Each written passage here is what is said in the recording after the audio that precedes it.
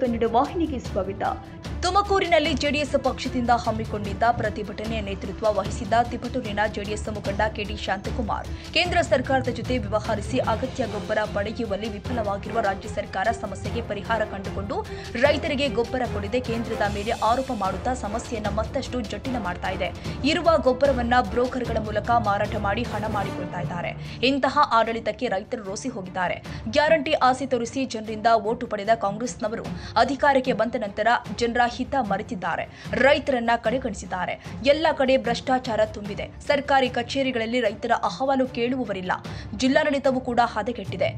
Express canal ವಿರುದ್ಧ ಹೋರಾಟಕ್ಕಿಳಿದ ರೈತರನ್ನ ಪೊಲೀಸರನ್ನ ಬಳಸಿ ಬೆದರಿಸಲಾಗಿದೆ. ಆದರೆ ಕಾಂಗ್ರೆಸ್ನ ಸಚಿವರಾಗಲಿ ಶಾಸಕರಾಗಲಿ ರೈತರ ಪರ ನಿಲ್ಲಿಲ್ಲ ಎಂದು ಮುಖಂಡ ಕೆಟಿ ಶಾಂತಕುಮಾರ್ ರಾಜ್ಯ ಸರ್ಕಾರವನ್ನ ಟೀಕೆ ಮಾಡಿದರು.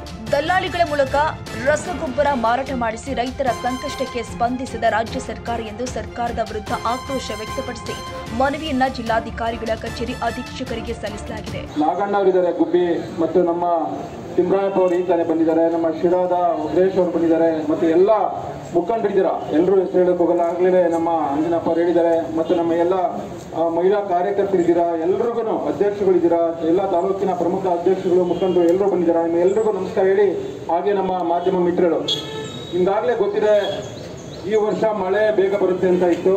ಆಗಲೇ ಬೇಗ ಬಂದಿತ್ತು. ಅದು ಮುನ್ಸೂಚನೆ ಬಹುಶಃ ಎಲ್ರಿಗೂ ಗೊತ್ತಿತ್ತು. ಆಮೇಲೆ ಹಲವಾರು ಏಕೆಂದರೆ ನಮ್ಮ ಎಲ್ಲ ಈ ಭಾಗ ಏನಿದೆ ನಮ್ಮ ಇಂಟೀರಿಯರ್ ಪ್ರದೇಶ ಇದು ಒಂದು ಸ್ವಲ್ಪ ಬರಡು ಪ್ರದೇಶ. ನಮಗೆ ಏನು ಮಳೆ ಬಂದಿದೆ ಕ್ಯಾಚ್ಮೆಂಟ್ ಏರಿಯಾದಲ್ಲಿ ಜಾಸ್ತಿ ಮಳೆ ಬಂದಿದೆ. ನಾರ್ತ್ ಕರ್ನಾಟಕ ಇರ್ಬೋದು, ಎಲ್ಲ ಕೊಪ್ಪಳ ಇರ್ಬೋದು, ಆ ಭಾಗದಲ್ಲಿ ಹೆಚ್ಚಿನ ಮಳೆ ಬಂದಿದೆ. ಕೃಷಿ ಸಚಿವರಿಗೆ ಇದ್ರ ಬಗ್ಗೆ ಈಗಾಗಲೇ ತೋಟಗಾರಿಕೆ ಇರ್ಬೋದು ಕೃಷಿ ಇಲಾಖೆಯಿಂದ ಈಗಾಗಲೇ ಅದ್ರ ಬಗ್ಗೆ ಮಾಹಿತಿ ಇತ್ತು. ಮಾಹಿತಿ ಮೊದಲೇನಂತ ಹೇಳಿದ್ರು, ಈಗಾಗಲೇ ಮಳೆ ಬಂದಿದೆ, ನಮಗೆ ಎಲ್ಲ ಸೌಕರ್ಯ ರಸಗೊಬ್ಬರ ಸೌಕರ್ಯ ಎಲ್ಲ ಇದೆ, ಹಾಗಾಗಿ ಯಾವುದೇ ಸಮಸ್ಯೆ ಆಗಲ್ಲ ಅಂತ ಹೇಳಿದ್ರು.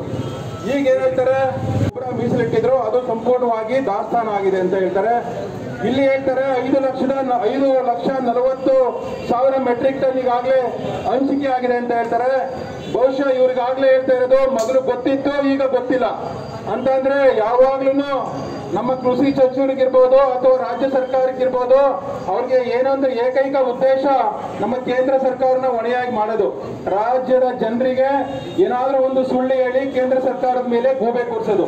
ಇದೇ ಪ್ರವೃತ್ತಿಯಾಗಿದೆ. ನೀವು ಯಾವ ವಿಚಾರಗಳು ತಾಳಿ. ಈ ಸಂದರ್ಭದಲ್ಲಿ ಜಿಲ್ಲಾ ಜೆಡಿಎಸ್ ಅಧ್ಯಕ್ಷ ಆರ್ಸಿ ಆಂಜನಪ್ಪ, ಜಿಲ್ಲಾ ಜೆಡಿಎಸ್ ಕಾರ್ಯಾಧ್ಯಕ್ಷ ಟಿಆರ್ ನಾಗರಾಜು, ಮಾಜಿ ಉಪಮೇಯರ್ ಟಿಕೆ ನರಸಿಂಹಮೂರ್ತಿ, ಧರಣೇಂದ್ರ ಕುಮಾರ್, ಎಚ್ಡಿಕೆ ಮಂಜುನಾಥ್, ರಾಮಕೃಷ್ಣಪ್ಪ, ಮುಖಂಡರು ಆದ ಕುಣಿಗಲ್ನ ಜಗದೀಶ್, ನಾಗರಾಜಯ್ಯ, ರೇಖರಾಜು ಮತ್ತಿತರರು ಉಪಸ್ಥಿತರಿದ್ದರು.